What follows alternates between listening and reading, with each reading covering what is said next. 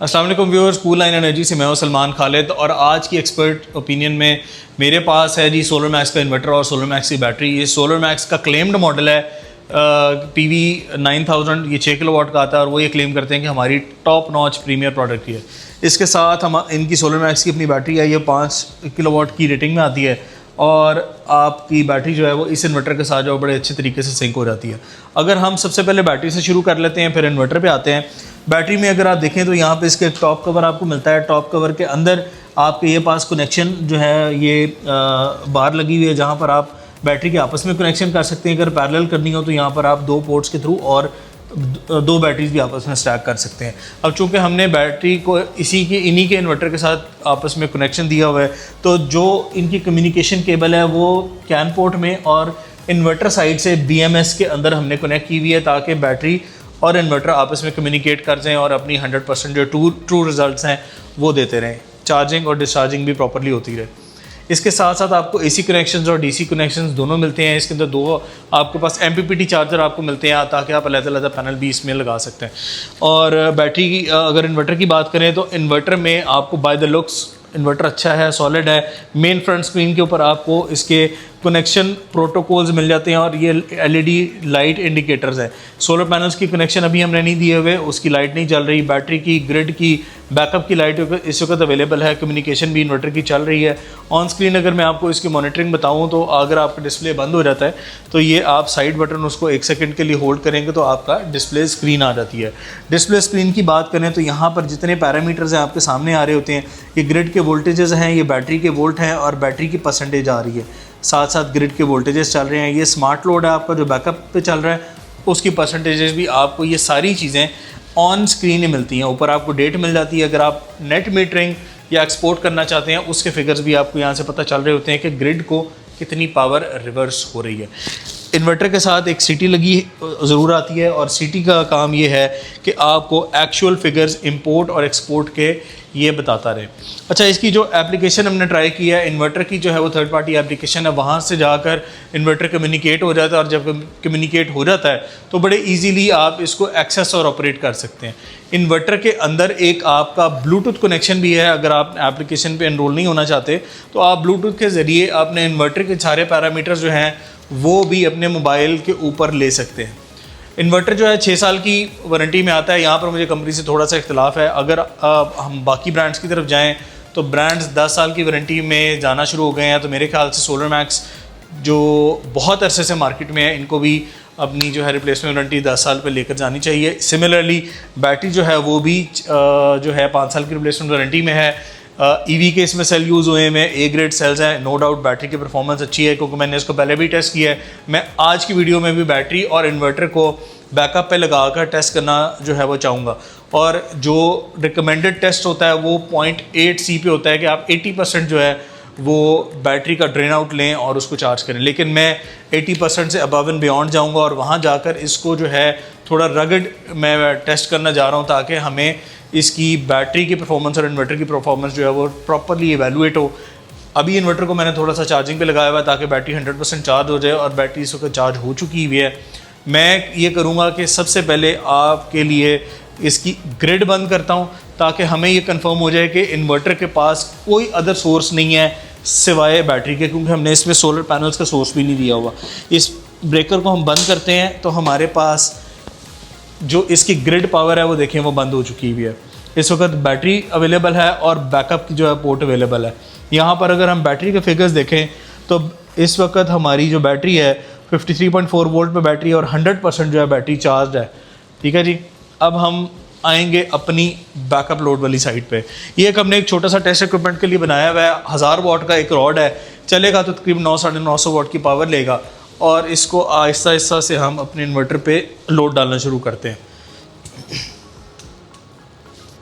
ये तकरीबन मैंने इस पर 5 किलोवाट का लोड अप्लाई कर दिया हुआ इस वक्त। अब हम इन्वर्टर से देख लेते हैं कि हमारे लोड पैरामीटर्स कहाँ पे कैसे किस तरह से चल रहे हैं। यहाँ पर आप देखेंगे तो ये बैटरी के जो डिस्चार्जेस हैं वो भी आपको आना शुरू हो जाएंगे। बैटरी की परसेंटेज आ गई, 100% पे बैटरी है और इस वक्त 4.6 किलोवाट का लोड चल रहा है। और यहाँ पर 51.8% पे बैटरी और ये परसेंटेज भी है। इसका मतलब है कि अभी बैटरी डिस्चार्ज होना नहीं शुरू हुई, लेकिन 4.6 किलोवाट का लोड इन्वर्टर उठा रहा है। आइडियली 80% DOD के हिसाब से 4 किलोवाट का लोड डलना चाहिए था, लेकिन मैं अबव एंड बियॉन्ड गया हूँ और 4.6 किलोवाट का मैंने लोड डाला है। मोर और लेस तकरीबन 90% के करीब मैं इस बैटरी को टेस्ट कर रहा हूँ। अब हम यहाँ पर जो है ना अपने इन्वर्टर को यहाँ पर एक टाइम लैप्स वीडियो बनाते हैं ताकि ये बैटरी टेस्ट कर लें कि कितनी देर निकालती है। तो आप भी थोड़ा सा इसको फास्ट फॉरवर्ड हम करेंगे, टाइम चलता रहेगा, टाइमर हमने चला दिया हुआ है और हम देखेंगे, इसको एनालाइज करेंगे कि ये कितने मिनट तक की आपको सपोर्ट देता है। वीडियो बंद किए बगैर ना एज इट इज़ ही ट्राइपॉड पर लगा दो।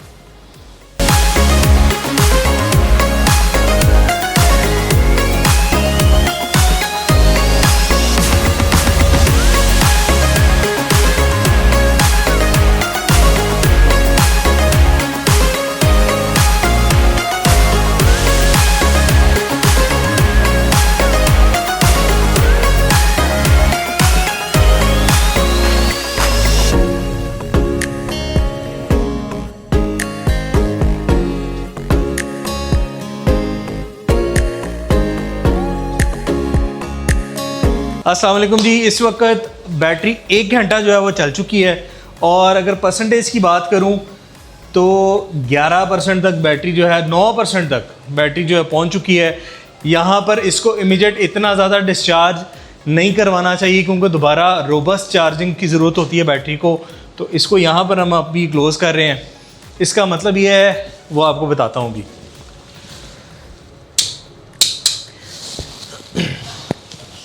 अच्छा जी, अभी जो सिनेरियो बना है मैं उसके बारे में थोड़ा सा आपसे डिटेल में बात कर लेता हूँ।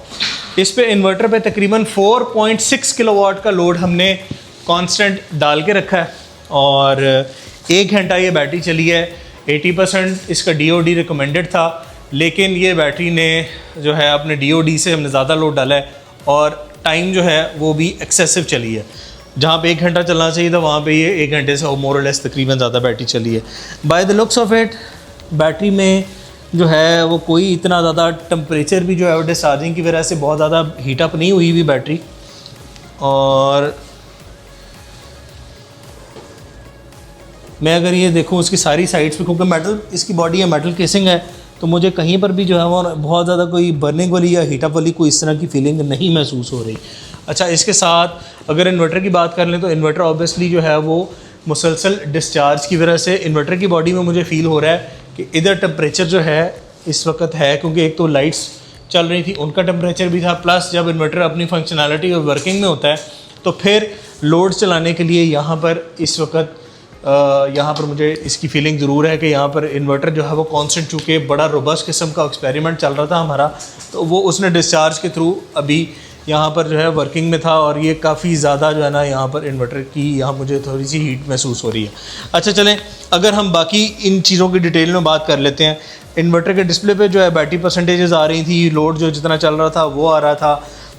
जो हमने बैटरी का इसके ऊपर टेस्ट किया है, बैटरी के टेस्ट के अकॉर्डिंगली जो कंपनी क्लेम करती है उसके ऊपर तो ये बैटरी पूरी हुई है।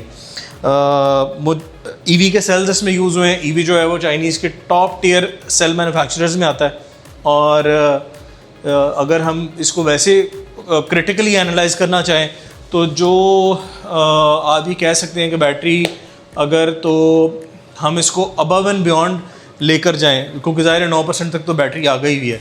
अगर हम इसको फर्दर स्ट्रेच आउट करना चाहते हैं और इन्वर्टर को वेट करते कि जब तक ये बंद हो जाए, तो वहाँ पर फिर ना बैटरी को रोबस्ट चार्ज जो है वो करवाना पड़ता है। ऑब्वियसली वो सेम कंपनी का इन्वर्टर कर तो लेगा, लेकिन ये कभी भी रिकमेंडेड नहीं होता। आप लोगों के लिए भी कभी भी बैटरी को जो है वो डीरेट नहीं करना चाहिए। ये हमने सिर्फ टेस्ट करना था, इसलिए हमने बैटरी को जो है वो मिनिमम जो है वो ड्यूरेशन पर लेकर आए, मैक्सिमम जो है वो इसको ड्रेन आउट किया बैटरी को।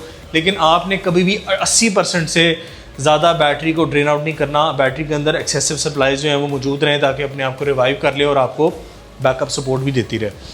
बाय फार जो मेरा एक्सपीरियंस रहा है बैटरी के साथ वो ठीक है। IP21 रेटिंग की ये बैटरी है, इंडोर ही अप्लाई हो सकती है, आउटडोर आप इसको नहीं लगा सकते। इसके बैटरी के अंदर भी जो है वो वाईफाई लगा हुआ है, आप इसकी वाईफाई मॉनिटरिंग भी कर सकते हैं, बैटरी का स्टेटसेस आप अपने मोबाइल एप्लीकेशन के थ्रू देख सकते हैं।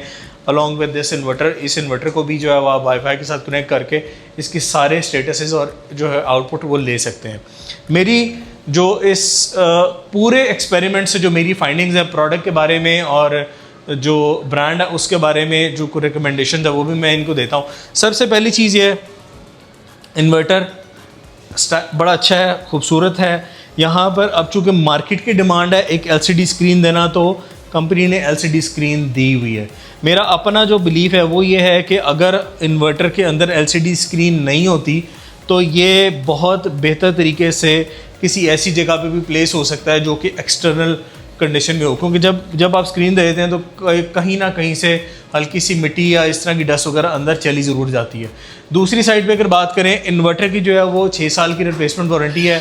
माइंड यू सोलर मैक्स जो है वो पहला ब्रांड था जो कि 6 साल की वारंटी जो है कंपनी की ऑफर कर रहा था। वैसे एज अ स्टैंडर्ड नॉर्मल 5 साल की इन्वर्टर की रिप्लेसमेंट वारंटी आती थी, इन्होंने 6 साल शुरू किया और इनको फॉलो करते हुए बाकी सारे लोगों ने 6 से 7 से 8 से और फिर अब 10 साल तक वारंटी चली गई हुई है। कंपनी 10 साल की वारंटी ज़रूर देती है, लेकिन उसके लिए आपको कुछ एक्स्ट्रा पैसे देने पड़ते हैं, तो फिर आपको 10 साल की वारंटी भी मिल जाती है। सिमिलरली बात की जाए अगर बैटरी की, तो बैटरी भी 5 साल की रिप्लेसमेंट वारंटी के साथ आती है। और अभी बैटरी के टेस्ट के अकॉर्डिंगली हमने इसको देखा है कि बाय फार बैटरी की परफॉर्मेंस तो ठीक है, लेकिन ये टेस्ट ऑफ टाइम बताएगा कि ये बैटरी 1 साल चलने के बाद या 2 साल चलने के बाद कितना अपनी पावर डीरेट करती है। अभी तो ये सारी चीज़ें ठीक चल रही हैं।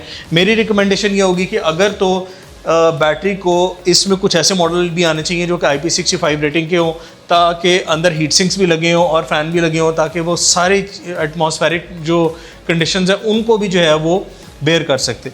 लेकिन बाय फार अगर इस IP21 बैटरी के अंदर कोई एक्सटर्नल कूलिंग के फ़ैन्स भी लग जाएँ तो मेरे ख्याल से वहाँ से भी काम चल सकता है। अभी फिल फॉर ये कंप्लीट सेटअप मुझे लगता है कि आप इनडोर एप्लीकेशन के लिए 100% जो है परफेक्ट है। आउटडोर एप्लीकेशन में अगर आपने लगाना है इन्वर्टर लगा सकते हैं, लेकिन बैटरी जो है वो फिर भी आपको किसी ऐसी जगह प्लेस करनी होगी जहाँ पर आपको एटमॉस्फेरिक कंडीशंस, हार्श कंडीशंस जो हैं वो मीट ना हो। उसमें आपका डस्ट कंट्रोल हो सकती है, वो ना जाए, और उसके अलावा मॉइस्चर जो है वो that is the killer for any battery. अच्छा, कनेक्शंस की बात करूं तो जो डिफरेंट चीज़ें मुझे इन बैटरी इस कनेक्टिविटी में नज़र आई है कि इसके यहाँ पर ना ये बैटरी के क्लिप्स लगे हुए हैं। बहुत सारी बैटरी कंपनीज जो हैं वो क्लिप्स नहीं लगाती और वो लगाते हैं आगे थिम्बल्स, जो कि हर इंस्टॉलर आसानी से कनेक्ट कर सकता है। हालांकि ये बहुत अच्छी फैंसी आइटम है, ज़बरदस्त है, टेक्नोलॉजी वाइज अपडेटेड है, यही चीज़ होनी चाहिए। लेकिन शायद हमारे इंस्टॉलर भी इतने ज़्यादा अवेयर नहीं है, क्रिम्पिंग मशीन नहीं है, पंचर्स नहीं है, तो इसलिए शायद वो रिलक्टेंट हो इस चीज़ को इंस्टॉल करने में। बाकी चीज़ें ठीक है। यहाँ पर मेरे पास जो बैटरी के अंदर वायर्स आती हैं, वायर्स भी अच्छी हैं, अच्छी क्वांटिटी की हैं। देखिए 4.6 किलोवाट की ड्रेनेज वैल्यू थी, लेकिन उस वायर में अभी भी कोई टेम्परेचर के बहुत ज़्यादा को ख़ास मुझे इफेक्ट नज़र नहीं आ रहे। वायर अपनी ठीक कंडीशन में चल रही है। BMS की केबल्स और AC इनपुट आउटपुट केबल्स दोनों इसके साथ सही तरह से कनेक्टेड हुई हैं। हाँ, अगर ये स्क्रीन जो है ये थोड़ी सी अगर बड़ी हो जाए, इस पर इंफॉर्मेशन क्लस्टर थोड़ा ज़्यादा हो जाए, वो भी बेहतर हो सकता है। वैसे मैं पर्सनल मेरी ओपिनियन ये है कि स्क्रीन होनी नहीं चाहिए। ये indicator bars that are more than enough. आपको जितनी मॉनिटरिंग लेनी है आप मोबाइल से ले सकते हैं, मोबाइल से प्रोग्रामिंग भी कर सकते हैं। पहली स्टेज पे अगर वो हो जाए तो ज़्यादा बेहतर है।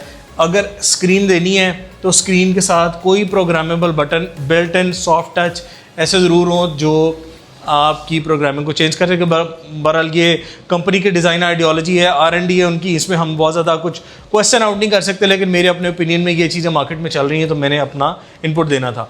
बाय फार अगर मैं ओवरऑल रेटिंग दूँ इस इन्वर्टर और इस बैटरी को, तो मेरे ख्याल से ये इन्वर्टर स्टैंड समवेयर अराउंड 8 और जो बैटरी है दैट इज़ ऑल्सो एन 8। तो आप ये इसमें गेज कर सकते हैं कि ये बहुत सारे जो ब्रांड्स हैं मार्केट में जो एट पार या बिलो पार ब्रांड्स हैं उनसे बहुत हाई रेटेड वैल्यू रखता है। क्योंकि सोलर मैक्स जो है वो इसका रिव्यू हमने किया इसीलिए है क्योंकि इस ब्रांड ने टेस्ट ऑफ टाइम पास कर लिया हुआ है और अगर हम इसको किसी भी और चीज़ से कंपेयर कर लें तो रिलायबिलिटी के हवाले से जिस तरह टोयोटा कोरोला है या टोयोटा का बैजिंग है, उसी तरह का ये ब्रांड भी है कि ये अपनी सर्विसेज में आपको हमेशा सपोर्ट करता है, और इसका तो एक्सपीरियंस हमने खुद भी किया हुआ है। तो मेरे ख्याल में that's it for now. Inverter अच्छा है, बैटरी अच्छा है, और इसकी अगर आप जो इन्वर्टर की प्राइस की बात करें तो तकरीबन 2.5 लाख रुपए का इन्वर्टर है, 2.5 लाख रुपए की इसकी बैटरी है। अगर आप इसको कपल में लेते हैं एज अ बंडल तो आपको कुछ डिस्काउंट्स भी मिल रहे होते हैं, तो मेरे ख्याल से आपको डिस्काउंट्स अवेल करने चाहिए, और ये जो बंडल डील है इससे फ़ायदा उठाना चाहिए। मैं हमेशा यही लोगों को रिकमेंड करता हूँ कि जिस कंपनी का इन्वर्टर हो उसी कंपनी की बैटरी लें, ताकि सिंक्रोनाइजेशन में कोई प्रॉब्लम ना हो, BMS कनेक्टिविटी ईजी हो, और आपकी सारी जितनी आउटपुट्स हैं वो प्रॉपर तरीके से फंक्शनल हों, और आप अपना लोड जो है हर तरीके से ज़बरदस्त तरीके से मैनेज कर सकें। और जब आपने क्लेम भी करवाना है तो एक ही विंडो आपके लिए खुले जो कि इसकी आउटपुट को या इसकी सर्विसेज को मैनेज कर लें। तो मेरे ख्याल से दैट्स इट फॉर नाउ। हम आपसे मिलेंगे अगली वीडियो में नई प्रोडक्ट के साथ। अंटिल द नेक्स्ट वीडियो, अल्लाह हाफ़िज़।